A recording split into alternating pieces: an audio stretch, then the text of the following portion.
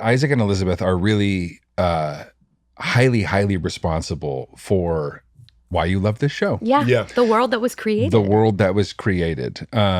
And they were our showrunners. And I could describe it, but I bet you could describe it better for anyone listening who maybe doesn't understand maybe what a showrunner is, including myself. What's a showrunner? What is a showrunner? There you go. What does a showrunner do, and could I do it?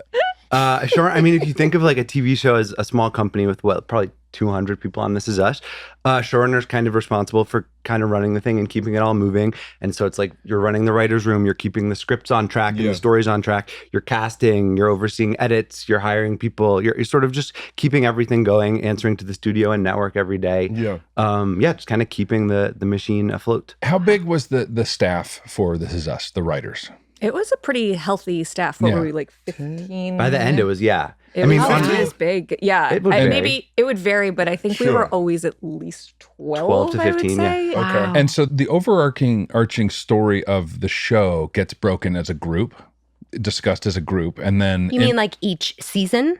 Yeah. That's right. Each season. Yes. And then individual episodes get assigned to individual writers or teams of writers. That is totally accurate. I mean, what was amazing about what Dan did is we had our pilot. Dan came in and he had pretty much had the idea for episodes 2 and 3, which was so nice. In his head, which was incredible. But then what we all did very early on those first weeks is we sort of mapped out big picture, the giant moves of the series. I mean, we started with season 1, and then we were all so lucky, as you guys know, we got our pickup pretty early for the next 2 seasons. And then we were doing so well that we kind of knew sort of big picture what the whole series looked like and how long it was going to be. So those big moves of like, when do you find out how Jack died? When do you find out this? We worked all of that out pretty early. Yeah, you guys would come in the room and see like there were just index cards everywhere. Yes. It was like very beautiful mind, just like every surface covered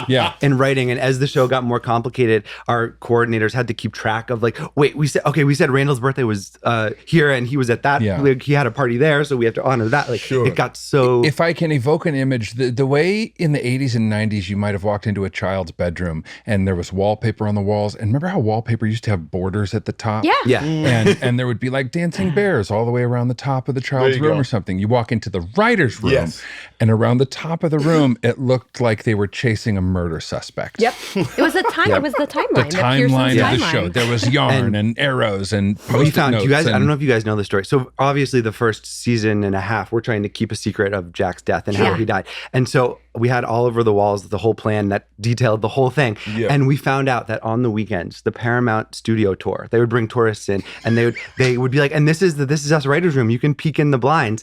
And who knows how many people every weekend we had been so proud of ourselves. We had no idea that this was happening. And someone told us. So then we came up with the code names for everything and we called Jack's death Lemonade. And it was like this whole thing of like protecting from the tourists who would... Because people were like taking pictures? They would come just peer into our offices and the whole thing was just written out in bold dry erase marker.